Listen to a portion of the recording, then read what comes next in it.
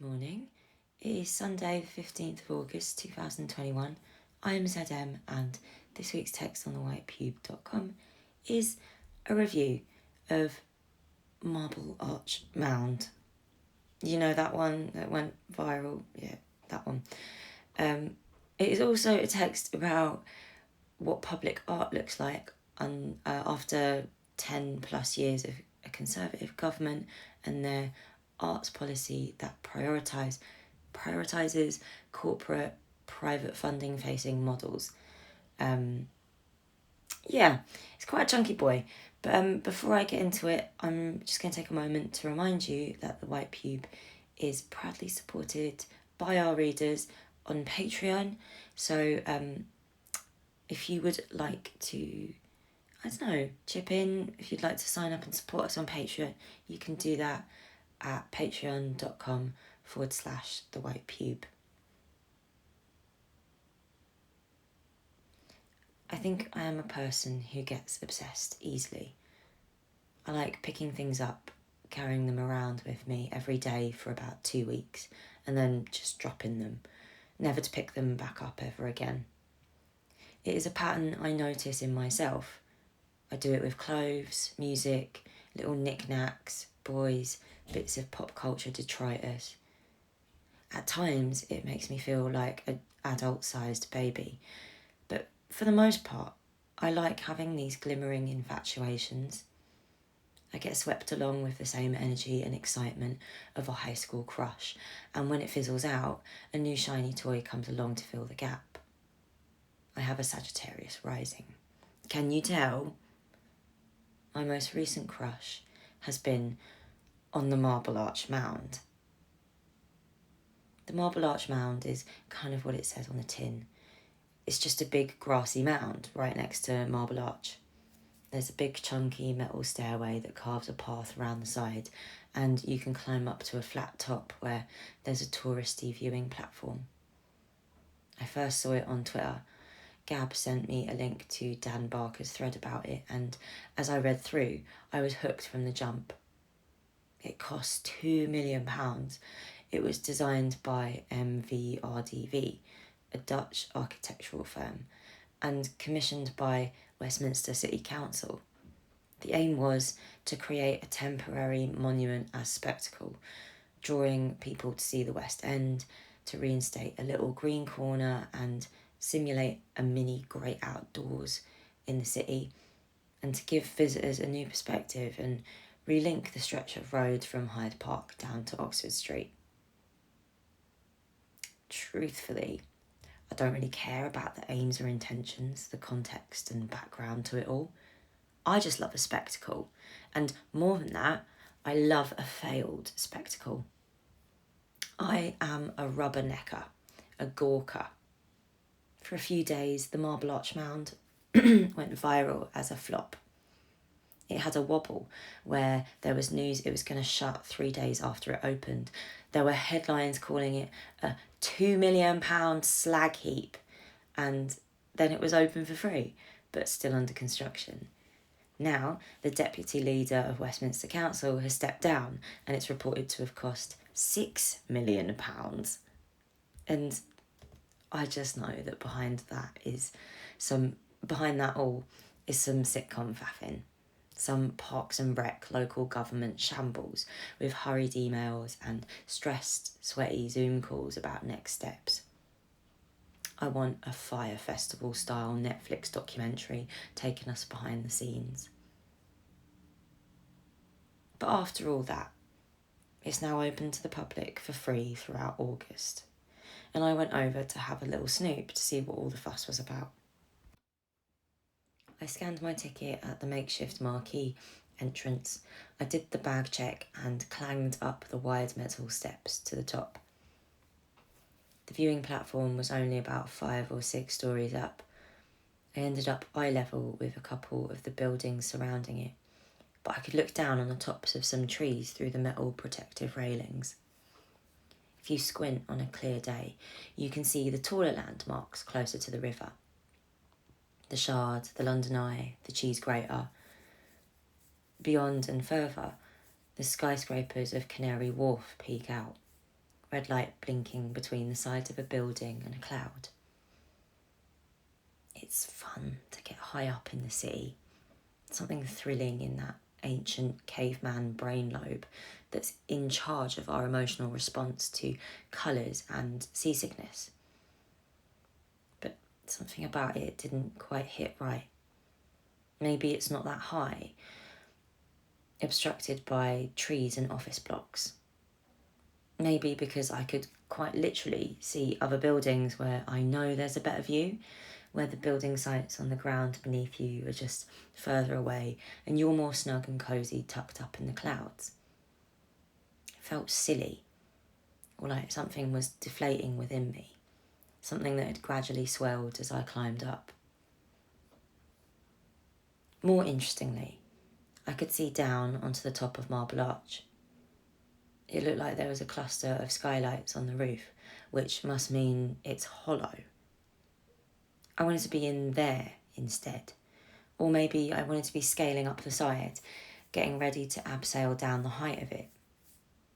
Surely being inside Marble Arch would be like sitting in a giant piggy bank. I imagine it would clink when you knock on the walls, like a comically big ceramic souvenir.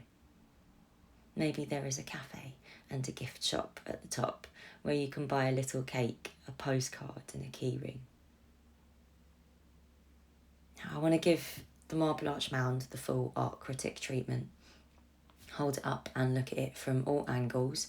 Try and get it to speak to me in some voice of truth. I want to pretend I am an alien or an archaeologist from the future, so I can ask, what does the Marble Arch Mound tell us about the culture and society that made it? Let's start with the basics. It is big, it is green, it is hollow, it is spectacular.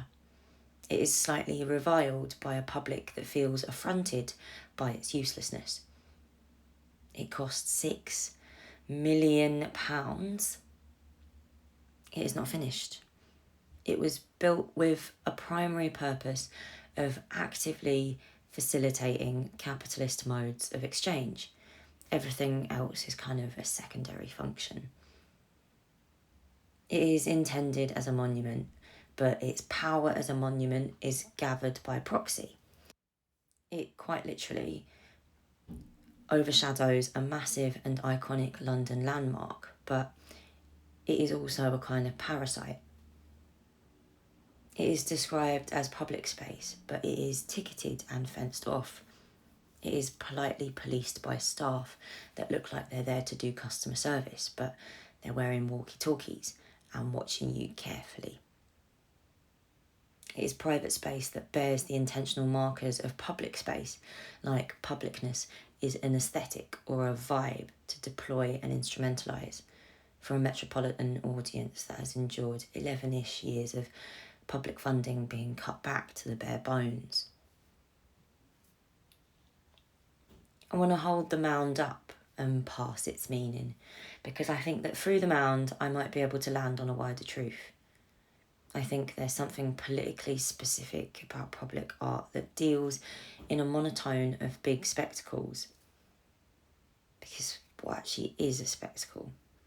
What are spectacles meant to do? Well, spectacles are visual. They are dramatic, striking. They are memorable for their fabulous appearance, that glossy surface your eyes skim across. If I was the kind of critic that quoted French theorists, I'd tell you the academic details of how they function as distraction. But most of all, spectacles are symbolic. They simulate something that exists out in the real world, and they play that all out on a theatrical plane that is sanitised of the crust and crud that complicates real life. Maybe sometimes that sanitary theatrical plane opens up space to refine a thing into a state of abstract purity, so you can see a society through a clearer lens. But the Marble Arch Mound isn't a fantastic spectacle. It is a floppy spectacle. So what does that now mean? If you bring the spectacle of the mound into that sanitised theatrical space, I think it looks empty. It isn't a site-specific intervention, aware of its own convention and context. It is a spectacle for spectacle's sake. It is engineered to be gawked at, to grab people as they walk on by, but only with the sheer volume of itself. It is a mound. A mound is just a non-specifically shaped mass. It's just there, a looming lumpen presence, a shadow. It is empty. In real life, it is a monument by proxy, only containing meaning or accumulating power parasitically from the actual monument, for better or worse, right next to it. In that sanitised theatrical space that is conjured by its spectacle hood, it is a void and vacuum, stripped of the thing that gave it meaning. If the Marble Arch Mound is an absence of meaning, then that absence still means something. We can still be future alien archaeologists, still try and infer something from our historical source. I think this absence speaks more about the culture and people that produced the mound than the mound itself. If this was a public artwork in the proper sense, I would look at the funders, the institutions, the organisational bodies around it that made the terms of its display possible. Here, those organisations are MVRDV, the architectural firm that designed it, Westminster City Council, and a couple other corporate partners like M&S, BT, W1 Curates, and Marble Arch Business Improvement District.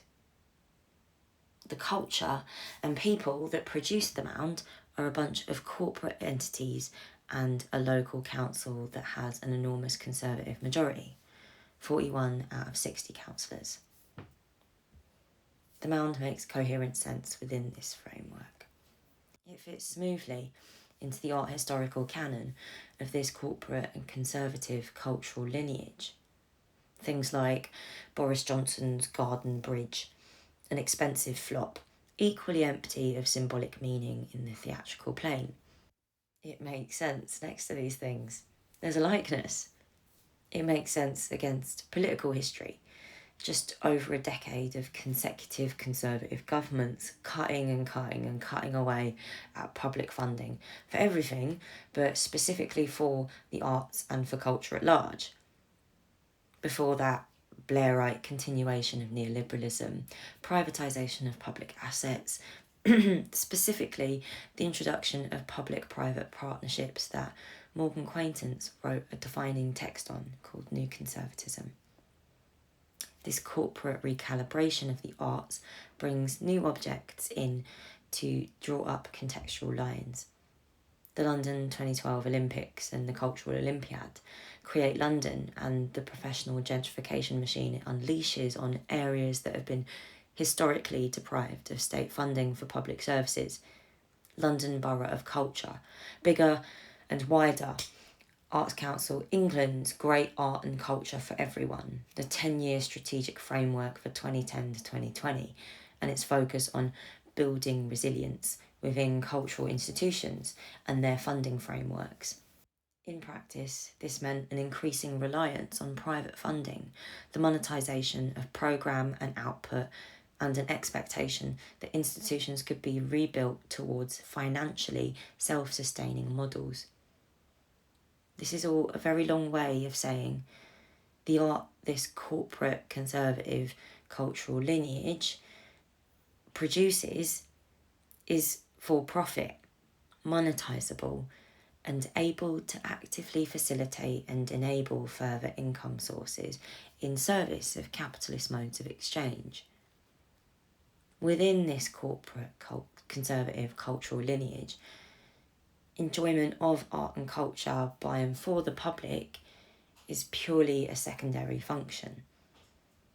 It is an assumption we can make depending on that primary capitalist function, because if business is booming, the public must be enjoying it, and therefore it must be good. Meaning just kind of dissolves away. This conservative culture prioritises a bankable business model the kinds that can only realistically be found in professional art institutions. Yes, Morgan wrote the analysis on that. But institutions are not where culture is made, they are where culture is administrated. Institutions are not productive, they are administrative or distributive. They rely on artists as a productive workforce. When these institutional bodies are the main site of government funding, and when artists have to struggle through precarious work because of material conditions created by a conservative government, from end to end, meaning is bust. Nothing actually gets made, but that nothing is very effectively administered. But even away from the framework and cultural canon this mound sits within, its vacuum of meaning still says something further about the culture that produced it. This bankable business model is a category of art that says nothing, means nothing, and its nothing is on purpose. Against the backdrop of 11-ish years of consecutive Conservative governments, Boris Johnson's Conservative government specifically has an approach to culture that leaves an identifiable pattern. Prioritising income streams, deploying the aesthetic of public services through private space, empty spectacle, demonising and punishing political efforts to rethink relationships to colonial history. This is a cultural category that is fundamentally at odds with the way I am trying to read it right now. I am trying to be a future alien archaeologist, looking for clues about the backdrop this cultural object sits against. I want to read it as a political object, or an object capable of containing political implications about the society, culture and people that made it, and the conditions that made its making possible. Boris Johnson's Conservative government creates cultural conditions that favours big monuments, spectacles and vanity projects. It neatly and politely avoids all of the political stickiness that actually comes with weight, value or meaning. These conditions favour the empty, looming mass, and in that absence, it falls back on what it knows: the professional, the corporate, the artist as business person.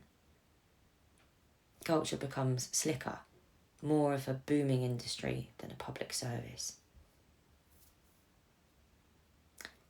So now, my future alien archaeologists, I have a loaded question for you. If the Marble Arch Mound is a monument by proxy, what is it a monument to? I have a sad answer that is just my humble opinion dressed up as a hot take. The Marble Arch Mound is a monument to conservative cultural policy, and it is a monument to the future of public art under another decade of conservative government. I want to hold it up as a warning. I want to knock on doors and wave it in people's faces like the crank I truly am. I want to scream, look what they've done. We used to sing for the joy of it, and look what they did to our songs. A mound, a mass, a lumpen shadow. I am obsessed with the Marble Arch Mound, fascinated by it in the same way I would feel myself automatically slow down to look at a car crash.